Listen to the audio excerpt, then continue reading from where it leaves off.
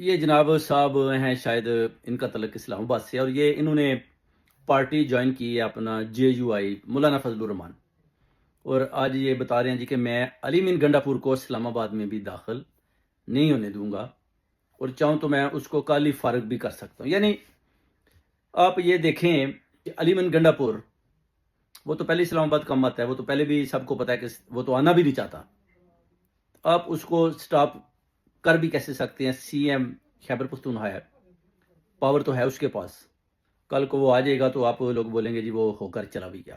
تو باقی رہی مولانا فضل الرحمان۔ مولانا فضل الرحمان ایک بکا ہوا شخص جس کا نہ کوئی دین ہے نہ کوئی ایمان ہے، وہ کسی پارٹی تو کیا اپنے آپ کے ساتھ بھی مخلص نہیں ہے مولانا فضل الرحمان۔ اگر آپ اس کی ہسٹری نکالیں، اس کے والد کی ہسٹری نکالیں، تو وہ بھی بہت بڑا غدار تھا، اور یہ اس کا والد کہتا تھا کہ مولانا فضل الرحمان میری یہاں مخبریاں کرتا ہے، میری مخبری کرتا ہے، بیٹے پہ الزام باپ نے لگایا، اور یہ واقعی کرتا تھا۔ تو جب اس طرح کے لوگوں کو آپ مذہب کا ٹھیکیدار بنائیں گے تو پھر مذہب کا یہ برا حال کریں گے۔ یہ تو بکے ہوئے لوگ ہیں مولانا فضل الرحمان، جدھر کوئی بولے گا، اسٹیبلشمنٹ بولے گی لیفٹ رائٹ، جب وہ بولیں گے کہ بس ٹھیک ہے ابھی آپ کھل کر بولیں تو یہ بولنا شروع کر دیتے ہیں۔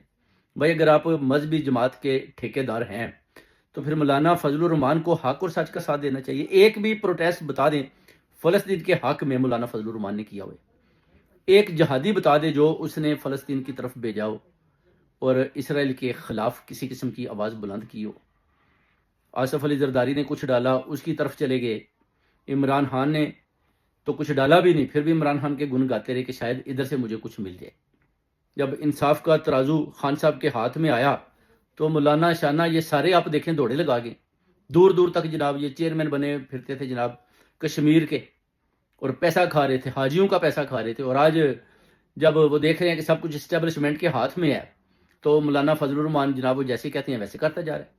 اب مولانا سوچ رہا ہے کہ شاید خیبر پختونخوا میں کسی طریقے سے صدر بن جوں، یا میرا بیٹا جو ہے نا وہ صدارت یعنی اپنا جو ہے اپنا بن جائے CM۔